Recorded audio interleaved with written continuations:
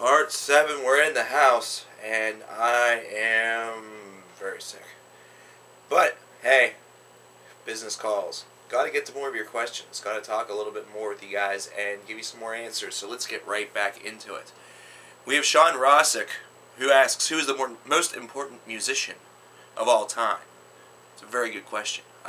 There's a lot of people that come to mind. Tony Iommi is one of them, obviously, in the metal realm. Jimi Hendrix is important for guitar players, but you have to consider the roots. You have to consider people such as Chuck Berry. You have to consider people like Jerry Lee Lewis, Elvis Presley. Some of the real roots foundations for music, mainly because without some of these originators, you're not going to get the evolution of music the same way that you were able to experience or the way in which it happened. So you really have to go really to the inception point of music, which even goes way beyond and further back from there.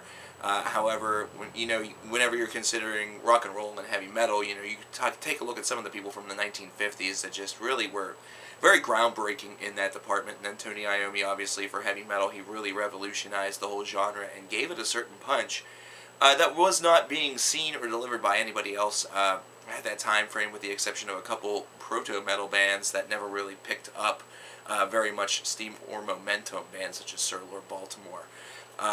We have Matt Casper asking me, same question he asked me on Facebook, what do you think about The Vice? I don't care, really. To me, it just feels like Disturbed Part 2, even if it's not Disturbed Part 2. There are some musicians that whenever they go solo from a band that maybe is a little overrated or has kind of gone and done everything that they potentially could do, I get a little bit excited. But with David Draymond, that's just not the case, and I don't really know why. It just seems like, as a frontman early on, he had something that made him unique, and he didn't want to be known as just the guy who did that particular vocal style. So I understood that, but at the same time, it kind of it didn't hurt his career with Disturbed, but it kind of took away that little bit of uniqueness. He became a little bit more well-rounded, but at the same time, it just leaves him as kind of an average to slightly above average vocalist, and that's even being extremely generous. So whenever I heard about the Device project, nothing moved me whatsoever. We have Nathan Henry asking how many licks does it take to get to the Tootsie Roll center of a Tootsie Pop. I'm going to go with 664 because they are not evil. However, they are delicious. Nathan Henry is saying, I'm kidding. What do you think about the Strokes? Not bad. Not bad. Good stuff. Random1110, should Led Zeppelin reunite? Why and or why not? No. I think that they have done everything that they've needed to do. They had the one-off show a couple of years ago, and I think they're all kind of just very pleased with the projects that they're currently involved with, if they're involved with any at all. I know the Rubber Plant does some work with Alison Krauss. Of course, Jimmy Page was doing some work with the Black Crowes, and now is kind of just doing his own thing. They're getting to the point where you almost don't need a Led Zeppelin reunion, because everything that's been said and everything that's been played, that's all we need. We do not need another Led Zeppelin album. We don't need something that will potentially disappoint us, because our expectations would be through the ceiling, and even though Led Zeppelin is legendary, I don't even think they could come anywhere close to giving us and delivering us an album that would meet or exceed the expectations that the people would really put on them. And that's a lot of pressure. I mean, I understand you're in a band, so you need to be able to rise up to that occasion because you're a professional, but at the same time, it doesn't need to be done. One short question and one to think about: will you do a Judas Priest discography? How about a review? How about a review on an original and replacement vocalist for different bands? It says Joe Cool 69.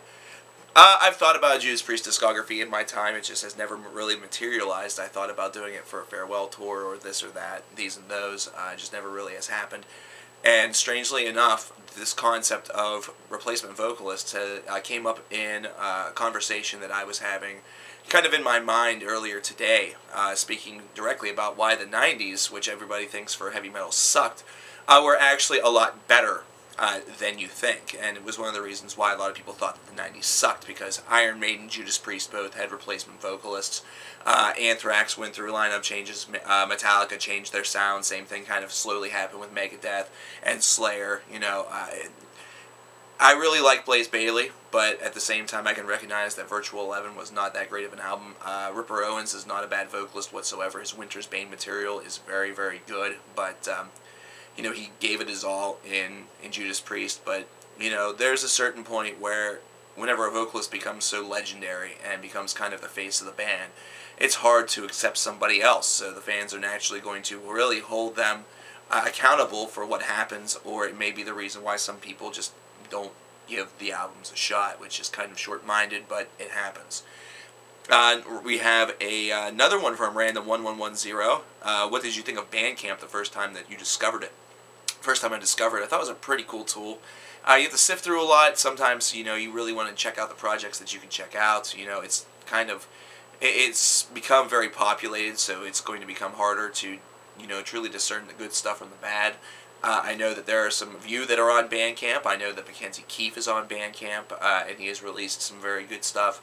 It's a great tool, but if people are expecting that to be the jumpstart to stardom or the jumpstart to being signed, that's not always the case. This business is not going to become really any easier without recognition on multiple platforms, I believe. I mean, I know that MySpace definitely seemed to revolutionize that, but that was because it was the first real tool that kind of gave us this opportunity, with the exception of sites such as mp3.com, or there was another one, I think it was just band.com, or something along those lines. I was on one of those a long, long time ago, and it actually almost got me in trouble because the band name that my friend and I had, Bad Reception, was being used in, I believe it was Australia, or it was being used somewhere else, and they wanted us to take it down.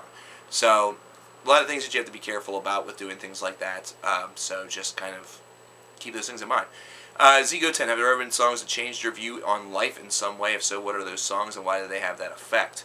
A lot of the songs that I consider some of my favorites, such as Down in a Hole by Alice in Chains, Geography by Monolin of the Well, In the Shadow of Our Pale Companion by Agaluk. And as far as changing my life completely, it's kind of hard to say that because there's been a lot of different changes in my life. My life has definitely taken various twists and turns that have been both good and bad, and there's been a lot of, redemption that's had to have occurred, and I wouldn't really consider the music to be one of the largest reasons that I came back from all of that adversity. I actually considered it to be a combination of both the music and you guys, because whenever I started the channel back in 2009, the original channel, that's whenever I noticed everything kind of going back up on that upswing, and it has not really ceased ever since. I've had minor problems here and there, but everything has been extremely manageable, and everything has been extremely fun. So you guys, along with the music, have been the most life-changing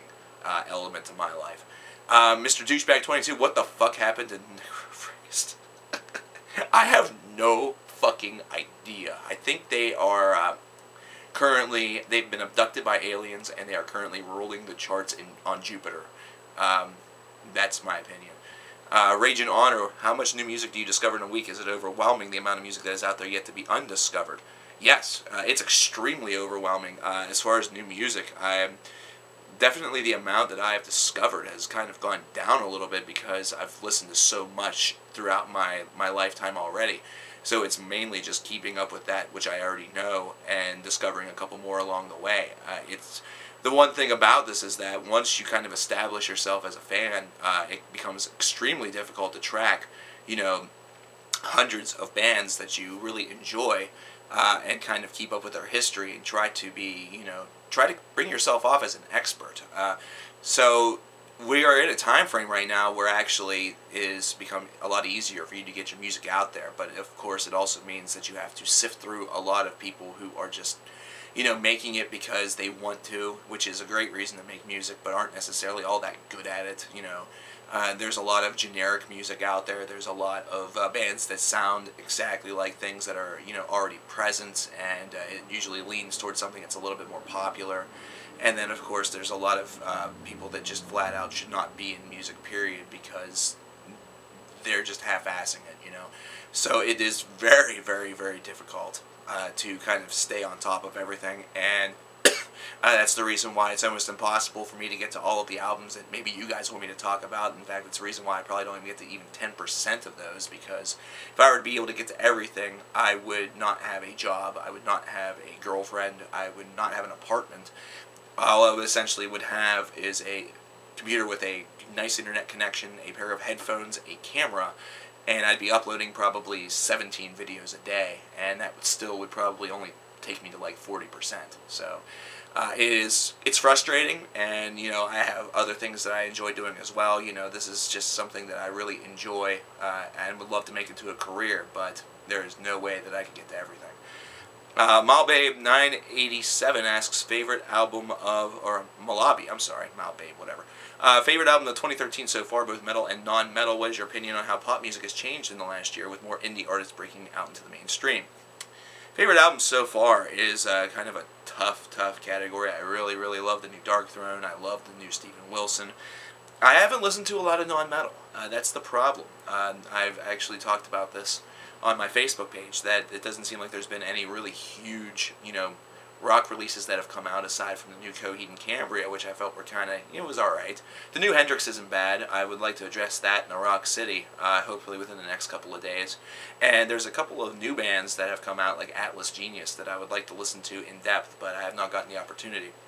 Of course, here in a couple of weeks, we're going to have the new David Bowie album, which is going to be just absolutely a huge event, and it's already gotten significant praise in Rolling Stone magazine and in other publications as one of his real trademark albums. Like, this actually has a lot of leg behind it.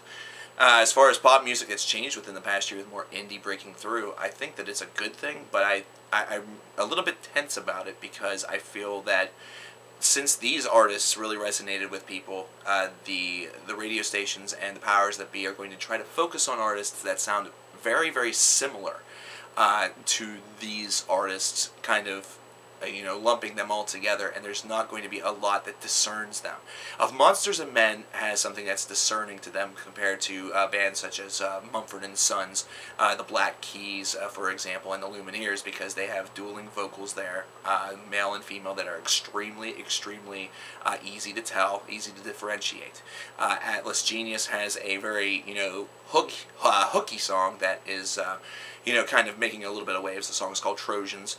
And now Imagine Dragons, who is in year 2, actually, of their radio, I guess, dominance, because it's timed it very well with Radioactive, which is a song I really enjoy. This song is actually, it's kind of like a little bit more of an electronic version of the Kings of Leon, in my opinion, because it just is not one that goes very far one direction or the other. It doesn't do too much. It doesn't need to, though. It's a simplistic song that actually has all the power in its simplicity. We get to 17, Waitily. Where do you see the future or next evolution of metal? All genres like heavy, thrash, death, black, etc. going to? I see a lot of it going back to that old school style, almost like Dark Throne was kind of giving us a callback to where bands should sort of take reference to. They're taking reference to a lot of roots, and it's giving them a nice foundation, and it gives an album that is very, very pure and sounds extremely raw, but at the same time, here's the cool part about it, at the same time, it feels fresh. It feels exceptionally fresh, because aside from your traditional heavy metal purists, such as Saxon, and bands of that variety, you really don't hear that style all of that much. I'm not saying that this is going to be done by every genre across the board, but I can see a lot more attribution to the old style in the future. And progressive music is only going to continue to become more and more evolved, where you're going to see it more with, bands and or genres that it doesn't seem like they would, need it. I mean, Enslaved did it with black metal, for example. Opeth and Obscura, bands like that do it with death metal. Opeth in the past, Obscura kind of in the present. It's something where you're going to see evolution in basically little places here and there, and it's not necessarily going to be uniform. I don't remember what Vest metal was supposed to be, but they said in Metal Hammer that was going to be the next big thing. I still don't even know what the fuck that is. And who cares? RSS313, appreciate your humility in saying you were ill-equipped to make such a list. Not even sure what that means. But thank you. Sam Southfield, black metal or death metal, which is better? Which subgenre of our beloved heavy metal is the best? I could probably do a top 10 video for that, but I would say that the subgenre that I love the best is probably thrash. I'm an old school thrash guy. I'd be more comfortable in some ripped jeans, a band t-shirt with long blondish hair, with an alcoholic drink in my hand, and either some, weed in my pocket or a little bit of Vicodin or any other sort of narcotic, which is a terrible combination with the alcohol. However, I have a Dr. House complex, I suppose. Black or death metal, I actually kind of like a little bit of each. I can't really tell you which one's better because I like them for different reasons. So I'm going to, if I were to have to choose, I'd probably go with death metal by a very slim margin. The black metal has a lot of creativity in there, especially lately. Excuse me. 786-11996. Have you ever heard of the band Arsis? Yes, I have. Very, very good band. A Celebration of Guilt is excellent. So what are your opinion on them? Just to give you that. They are really, really good. They've kind of taken some, roller coaster in their sound, but they definitely are a very good band overall. What is your opinion on the popular subgenre in metal called gent, AB, or dude? I am not a huge fan. I like to listen to music because it is music. I don't like to listen to music to hear the da-dum, da-dum, da-dum, da-jin, da-jin. That doesn't need to be something that needs to be its own sub-genre, in my opinion. It's all Meshuggah worship to a lot of people, but to me, it's just, whenever I listen to it, I don't hear the awesomeness that a lot of people do. I just hear, Meshuggah being done relatively alright. I can't even say the word poor because the music isn't bad. It's just that, there are bands that perform it a lot better. I know that I say that Meshuggah is overrated. It's because they are. What's the most memorable concert that you've ever been to? Says Jake Ybarra. I think I did this in one of my previous videos. Red Hot Chili Peppers, Opeth, and Porcupine Tree, Immortal and Absu in the Snow. Things like that. Comics Music Project. Have you ever heard of Canadian post-hardcore bands such as Alexis on Fire or Silverstein? If so, what is your opinion on them?